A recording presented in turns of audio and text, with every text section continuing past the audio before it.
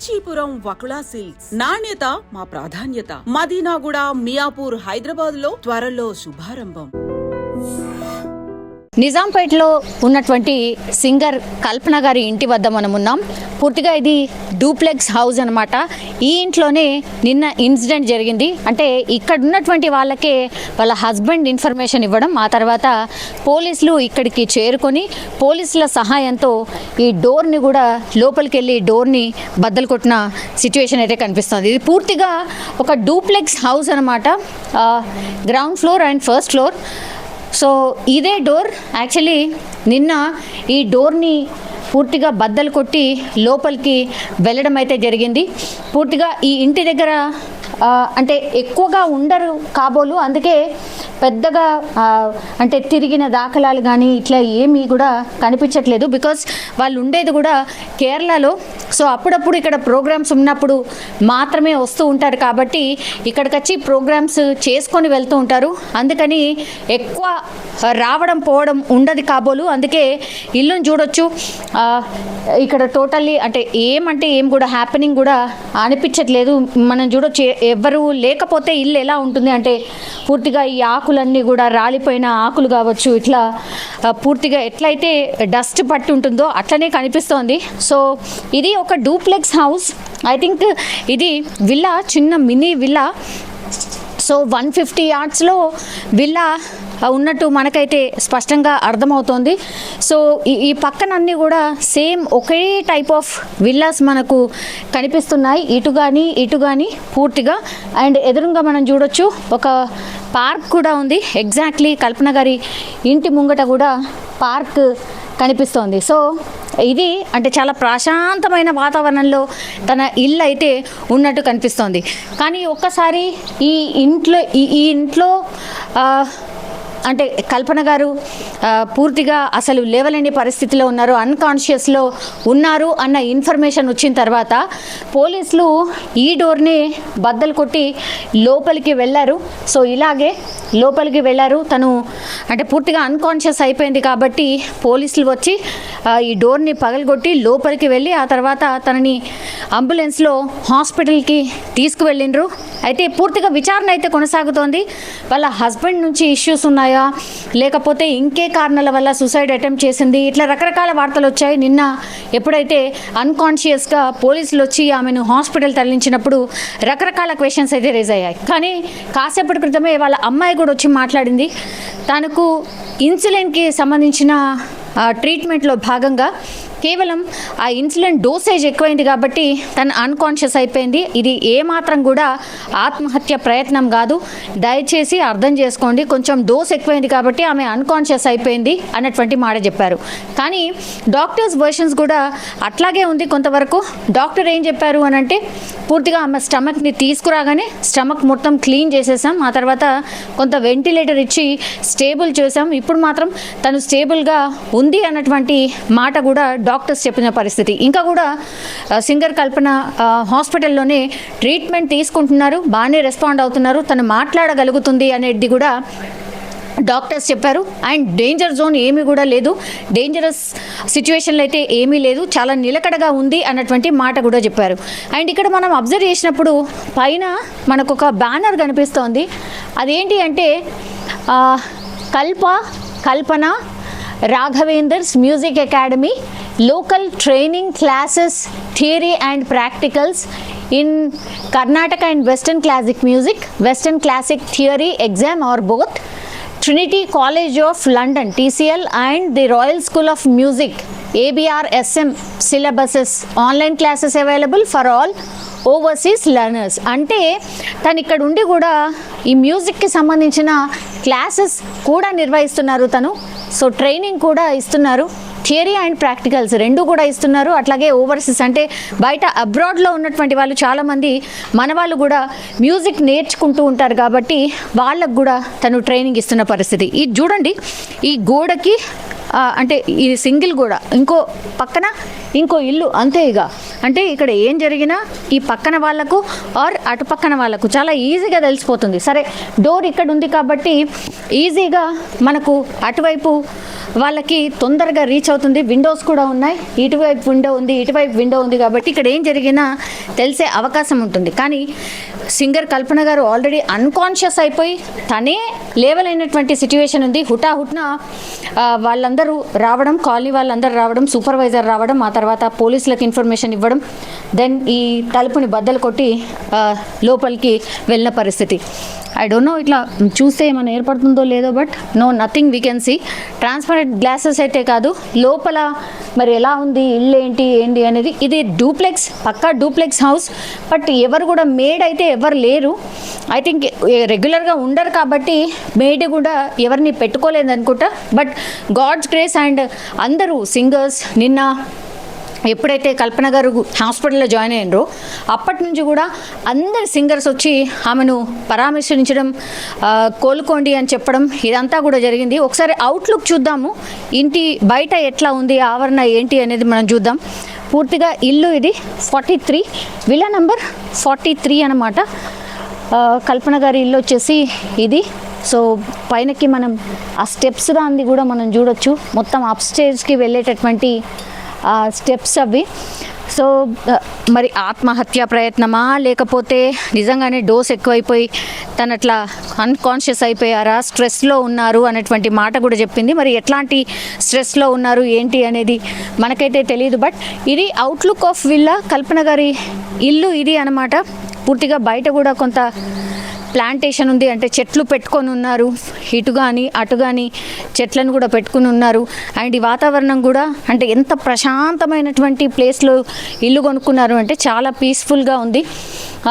ఒకటేంటంటే by God's grace తనకైతే health వైజ్గా ఎట్లాంటి ఇష్యూస్ అయితే లేవు, ఇప్పుడు బాగానే కోలుకుంటున్నారు. అండ్ ఒకవేళ నిజంగానే ఇది ఆత్మహత్య ప్రయత్నం కాకపోతే ఇంకా చాలా చాలా హ్యాపీ. అందరికీ కూడా ఎవరైతే కల్పన అభిమానులు ఉన్నారో వాళ్ళందరికీ కూడా హ్యాపీయెస్ట్ న్యూస్ అని కూడా అనుకోవచ్చు. అండ్ ఇక్కడ సూపర్వైజర్కే ఫస్ట్ ఇన్ఫర్మేషన్ వచ్చింది. ఆ సూపర్వైజరే యాక్చువల్లీ పోలీసులకు చెప్పడం, ఆ తర్వాత ఇన్ఫర్మేషన్ పోలీసుల వరకు వెళ్ళడం, ఆ తర్వాత ఇదంతా జరగడం, ఈ ఎపిసోడ్ అంతా జరగడం అయితే మనం విన్నాం. ఒక్కసారి సూపర్వైజర్ని కూడా కలిసే ప్రయత్నం ఒకసారి చేద్దాం. సో ఇదంతా కూడా మనం చూడొచ్చు, చాలా అంటే చాలా మంచి వాతావరణంలో ఒక ఇల్లు అయితే కనిపిస్తోంది. ఇది కల్పన గారి ఇంటి అపోజిట్లోనే మనం చూడొచ్చు. ఇది ఒక గ్రౌండ్ ఉంది, యాజ్ వెల్ యాజ్ మనకు తెలుసు కదా దేవీమాత కావచ్చు, లేదంటే వినాయక చవితి అప్పుడు కూడా ఈ పూజలు చేస్తూ ఉంటారు కదా. సో అట్లా ఒక మండపం కూడా పూర్తిగా రెడీగా ఉంది. సో ఇవన్నీ కూడా ఒకటే టైప్ ఆఫ్ విల్లాస్. ఎవరంటే ఎవరు కూడా బయట లేదు, చాలా సైలెంట్ అండ్ చాలా పీస్ఫుల్గా ఉన్నటువంటి విల్లాస్ ఇవి. ప్రాంతం కూడా చాలా పీస్ఫుల్గా అయితే మనకైతే కనిపిస్తుంది. ఎవరిదైనా మాట్లాడిద్దామన్నా కూడా అసలు ఎవరంటే ఎవరు కూడా కనిపించట్లేదు ఇక్కడ. సో పూర్తిగా సైలెంట్గా ఉంది. ఇది మెయిన్ గేట్. యాక్చువల్లీ మనం ఒక్కసారి ఈ మెయిన్ గేట్ దగ్గరికి వెళ్ళి మాట్లాడించే ప్రయత్నం చేద్దాం. ఇతనే సూపర్వైజర్. సో సూపర్వైజర్ మరి ఎట్లాంటి ఇన్ఫర్మేషన్ ఇచ్చిండ్రు, ఫస్ట్ ఎవరు కాల్ చేసిర్రు, అదంతా కూడా ఇన్ఫర్మేషన్ ఆయన ద్వారా తెలుసుకునే ప్రయత్నం చేద్దాం. ఇవన్నీ విల్లాస్ అన్నమాట. ఇగో ఇదే మెయిన్ ఎంట్రన్స్, విల్లా యొక్క మెయిన్ ఎంట్రన్స్ ఇది వర్టెక్స్ ప్రివిలేజ్ విల్లాస్ అన్నమాట. ఒక్కసారి మాట్లాడదాం. మీరేనా అండి సూపర్వైజర్? మీరేంటి ఇక్కడే ఉంటారా? ఇక్కడే ఉంటాను. ఓకే, ఎన్ని విల్లాస్ ఉన్నాయండి మొత్తం? 84 అనుకుంటా. 84 విల్లాస్. ఓకే, కల్పన గారు ఇక్కడ ఉండరు అంటే కేరళలో ఉంటారు అంటే తక్కువ ఉంటారు వాళ్ళు ఇక్కడ. ఎప్పటికీ బయటనే ఉంటారు, బయట తిరుగుతారు వాళ్ళు అంతే. ఎప్పుడు వచ్చి ఒక 1 వీక్ అట్లా ఉంటారు, మళ్ళీ వెళ్ళిపోతారు. వాళ్ళ ప్రోగ్రామ్స్ ఉంటాయి కదా బయట, అట్లా వెళ్ళిపోతూ ఉంటారు. మాక్సిమం అయితే ఎక్కువ ఉండరు వాళ్ళు ఇక్కడ. అది ఎప్పుడు వచ్చిండ్రు అంటే నిన్న వచ్చిండ్రా మొన్న వచ్చిండ్రా? తెలియదు మేడం, అది 2-3 డేస్ కింద అయితే వచ్చిర్రా అని అనుకుంటున్నాను. నాకు తెలియదు ఎగ్జాక్ట్లీ, తెలియదు. వాళ్ళకి తెలిసి ఉంటుంది సూపర్వైజర్. ఓకే, సో అంటే ఈ ఇన్ఫర్మేషన్ ఎవరికి వచ్చింది, ఎవరు కాల్ చేసిర్రు, ఇట్లా జరిగింది అని ఎవరికి వచ్చింది ఇన్ఫర్మేషన్? వాళ్ళ హస్బెండ్ ఎవరో వీళ్ళకి కాల్ చేశారట సూపర్వైజర్ Okay. ప్రభాకర్ అని. ఓకే వాళ్ళకి కాల్ చేసి చెప్పారట, అది మాకు తెలియదు. ఓకే ఆ తర్వాత ఏం చేసిండ్రు అంటే ఇన్ఫర్మేషన్ వచ్చింది ఆ తర్వాత ఇన్ఫర్మేషన్ వచ్చి ఇమీడియట్లీ ఆయన ఏం చేసిండు నాకు తెలియదు మేడం. అంటే ఆయనని అడగండి ఓకే డీటెయిల్స్. నిన్న ఏ టైంలో జరిగిందండి ఇది? 4:30 టైంలో అనుకుంటున్నాను నేను. 4:30 టైంలో జరిగింది. వెంటనే తను ఏం అంటే మాట్లాడే పొజిషన్లో లేదు, అన్కాన్షియస్ ఉన్నారు కదా? అన్కాన్షియస్ ఉన్నదని చెప్పారు. ఓకే అంబులెన్స్లో తీసుకొని వెళ్ళిపోయారు. అంబులెన్స్లో తీసుకెళ్ళారు ఓకే అంతే. ఇప్పుడు ఎట్లున్నారో తెలుసా? న్యూస్ ఫాలో అవుతున్నారా? న్యూస్ ఫాలో అంటే ఇప్పుడు బెటర్ అని తెలుస్తుంది. చూసాం అంతే న్యూస్లో అంతే. మీరు డైరెక్ట్గా చూసిండ్రా అండి ఎప్పుడైనా? డైరెక్ట్గా చూసాం. మామూలుగా వస్తారో వెళ్తారు అంతే, కానీ ఎవరితో మాట్లాడారు. వాళ్ళ ప్రోగ్రామ్స్ ఉంటాయి కదా బయట, వస్తారో వెళ్ళిపోతారు అంతే. అవును, ఇక్కడ కాలనీలో మంచిగా ఇక్కడ వినాయకుడి మండపం అది ఇది కూడా ఉంది కదా, అక్కడ ప్రోగ్రామ్స్ ఏమైనా జరిగినప్పుడు తను వచ్చి పాడడం ఇదంతా ఏమైనా? అది నాకు ఐడియా లేదు, నేనైతే ఎప్పుడు చూడలేదు. కల్పన గారి ఇంట్లో ఉన్నటువంటి ఈ విల్లాస్ ప్రాంతాల్లో సూపర్వైజర్ అనే వాళ్ళు ఉంటారు కదా, సో సూపర్వైజర్ మనతో పాటు ఉన్నారు. ఏం పేరండి? ప్రభాకర్ అండి. ఓకే ప్రభాకర్ గారు, ఏం జరిగింది నిన్న అసలు మొత్తంగా ఒకసారి చెప్తారా? నాకు 4:30 మధ్యలో వాళ్ళ హస్బెండ్ కాల్ చేశారండి. ఓకే ఈ విధంగా అనుకోకుండా అన్కాన్షియస్లో వెళ్ళిపోతుందని నాకు ఫోన్ వచ్చింది, ఒకసారి వెళ్ళి చూడండి నాకు చెప్పారు. నేను వెళ్ళాను, ఆ డోర్ కొట్టాను, అన్లాక్లో ఉన్నాయి మొత్తం డోర్ వెనకాల బయట అంతా. ఈ అన్లాక్ ఉంది కదా అని నేను మళ్ళీ రిటర్న్ కాల్ చేశాను. ఓకే పగలు కొట్టి హెల్ప్ చేయండి అని చెప్పారు. అచ్చా, అంటే ఓకే సార్ అని చెప్పేసి నేను మా సార్ వాళ్ళకి కాల్ చేశాను. ఎవరు మీ సార్ అండి? మా సెక్రటరీ సార్, వాళ్ళకి కాల్ చేశాను. ఇట్లా అంటున్నారు సార్ అంటే, లేదమ్మా ఒకసారి ఓనర్ కాల్ చేసి అడగండి అని చెప్పారు. ఆ ఓనర్ కాల్ చేస్తే, లేదా మీ పగలు కొట్టడు కాదు, పోలీస్ వాళ్ళు ఒకసారి కాల్ చేసి చెప్పండి అమ్మని చెప్పారు. ఓకే సొంత ఇల్లు కాదా మేడంది? లేదండి, రెంట్ అది. రెంట్ అది. ఓకే అది ఆ విధంగా నేను డయల్ 100కి కాల్ చేశాను అప్పుడే. ఓహో ఓకే. కాల్ చేయగానే పోలీస్ వాళ్ళు వచ్చారు, చూసుకున్నారు, వెనక నుంచి పోయి దుబ్బి పగలు కొట్టారు. అప్పుడు పైకి పోయేసరికి మొత్తం అన్కాన్షియస్లో ఉంది ఆమె. ఓకే తర్వాత ఎవరైనా నేను 30 మినిట్స్ కానీ ఒక 4-5 సార్లు తట్టాను, అసలు సోలేదు. కొన్ని వాటర్ కూడా మీద పోసాను, చల్లాను, ఇట్లా సప్పులు లేదు. ఇలా చెప్పి కానిస్టేబుల్స్ ఉంటే అంబులెన్స్ పిలిపి అంటే నేనే అంబులెన్స్ పిలిపించాను. అంబులెన్స్ రాగానే పైనుంచి కింద తీసుకొచ్చినాం, హాస్పిటల్ తీసుకెళ్ళాం. ఓకే. మరి హస్బెండ్ తోని ఫాలో అప్ చేసినప్పుడు సార్ తోని ఫాలో అప్ చేస్తే సార్ ఏమన్నాడు అంటే, తీసుకెళ్తున్నాం ఇదంతా కూడా చెప్పిండ్రా? తను ఏమన్నాడు? ఇట్లా మేడం బాగాలేదు, ఇట్లా అన్కాన్షియస్ ఉన్నది అని చెప్పిండ్రా మీరు? అది ఇక నేను హాస్పిటల్ తీసుకెళ్ళినాక డాక్టర్తో మాట్లాడినా, అతను ఇంగ్లీష్లో మాట్లాడుతున్నా, నాకు ఇంగ్లీష్ అంతలా రాదు, నాకు అర్థమైనంత వరకు పోయి చేశాను అంతే.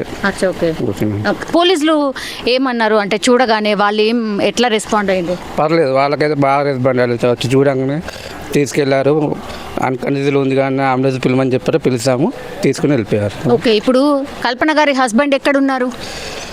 అప్పుడు చెన్నైలో ఉన్నానని చెప్పారు మాతో. అయితే ఓకే. చెన్నై నుంచి ఎప్పుడు వచ్చారు మరి తను? 8:30 వరకు హాస్పిటల్లోనే ఉన్నాను నేను మీకు పేషెంట్తో. ఓకే. అతను 8:30కి అక్కడికి వచ్చారండి. అతనికి నేను కలిసాక నేను మళ్ళీ రిటర్న్ వచ్చి ఇంటికి వచ్చాను. ఓకే. హాస్పిటల్ తీసుకెళ్ళిన వెంటనే ఏం జరిగిందండి హాస్పిటల్ లోపల? నేను హాస్పిటల్ పోయినాక 15 నిమిషాలకు నేను బండి మీద వెళ్ళాను. అంత ముందుకు మా ఇంటి నుంచి వెళ్ళి ఇప్పుడు ఇతను ఉన్నాడు కదా వీళ్ళ హస్బెండ్, వాళ్ళ ఫ్రెండ్ మార్కెటింగ్ మేనేజర్ అంట అక్కడ, అతను ఇంకొక అబ్బాయిని పంపించాడు ఇక్కడికి. ఆ అబ్బాయి తీసుకెళ్ళాడు అక్కడికి. మరి వెళ్ళేసరికి ఆ అబ్బాయి ఒక 2 నిమిషాలు 3 నిమిషాలు ఉండి వెళ్ళిపోయాడు. అక్కడ ఏం జరిగింది నేను చూడలేదండి, ఇక్కడ చూడలేదు. ఓకే. ఇప్పుడు డాక్టర్స్ని కలవడం కావచ్చు, లేకపోతే మిమ్మల్ని ఏమన్నా పోలీస్ వాళ్ళు ఏమన్నా అడిగారా? ఏం అడిగారు? అడిగారు పోలీస్ వాళ్ళు, మేడం ఎంత ఒక్కతుంటుందా, 2 ఉంటారా, ఎప్పుడు వస్తుంది ఎప్పుడు వెళ్తున్నారు చెప్పేస్తాను, నాకు తెలిసినంత వరకు చెప్పేస్తాను. Okay okay. ఎవరెవరు వస్తారండి, ఎవరెవరు ఉంటారు అంటే? ప్రజెంట్ దాకా నేను వచ్చి ఇక్కడికి వచ్చి 1 year ఆఫ్ అవుతుంది. ఒక మేడం ముందు సార్ తప్ప వాళ్ళైనా నెలకి 1-2 సార్లు 3 సార్లు వచ్చి వెళ్తారు. ఇక్కడ అయితే ఉండరు, వాళ్ళు అసలు ఉండరు ఇక్కడ.